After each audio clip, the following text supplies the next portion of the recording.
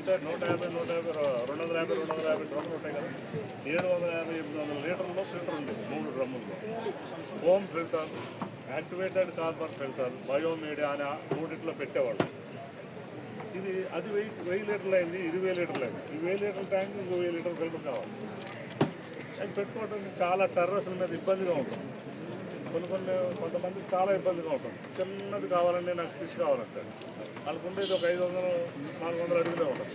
ఈ సెటప్ పెడితే ఇంకా పెట్టుకుంటా ఉండదని మేము ఏం చేసామంటే ఈ ఫిల్టర్ కాంపాక్ట్ సైజ్ 200 లీటర్స్ తీసుకొచ్చాం. కానీ కెపాసిటీ దాని మీద 4 టైమ్స్ బెటర్.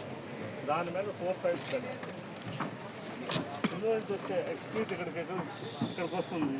ఇక్కడ మేము ఎయిర్ బబులింగ్ ఇస్తాం, బ్లాస్ట్ చేస్తాం. ఎయిర్ బ్లాస్ట్ చేయడం వల్ల అందులో నుంచి వచ్చే సెడిమెంట్స్ అన్నీ ఆ బ్లాస్ట్ వల్ల ఆ సెడిమెంట్స్ డౌన్ అయిపోతాయి కింద. ఈ పార్ట్లో ఇక్కడ నుంచి బ్లాస్టర్ ఉంటుంది. ఇది మోటార్.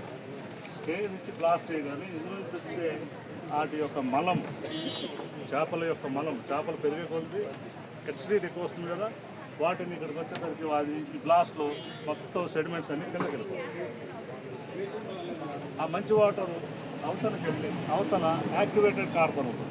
యాక్టివేటెడ్ కార్బన్ ఎందుకు చేస్తున్నామంటే ఈ చేపల వాసన రాకుండా డిఆర్డర్స్ని అన్నింటినీ కూడా స్మెల్ అబ్జర్వ్ చేసుకుని స్వచ్ఛమైన నీటిని బయటకి ఇంకొక ఛాంబర్లో వెళ్తుంది.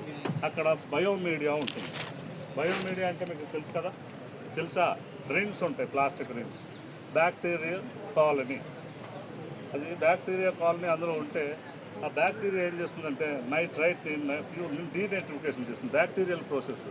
పాలని పెరుగు కింద బ్యాక్టీరియా ఎలా చేస్తుందో ఈ అమోనియా నైట్రేట్ని డీనైట్రిఫికేషన్ ఆ బ్యాక్టీరియా చేస్తుంది. అర్థమైందా? అక్కడి నుంచి బయటకు వస్తాయి, మొక్కలకు వెళ్తాయి. మళ్ళీ అక్కడి నుంచి సేమ్ ప్రాసెస్లో అక్కడికి వెళ్తాయి.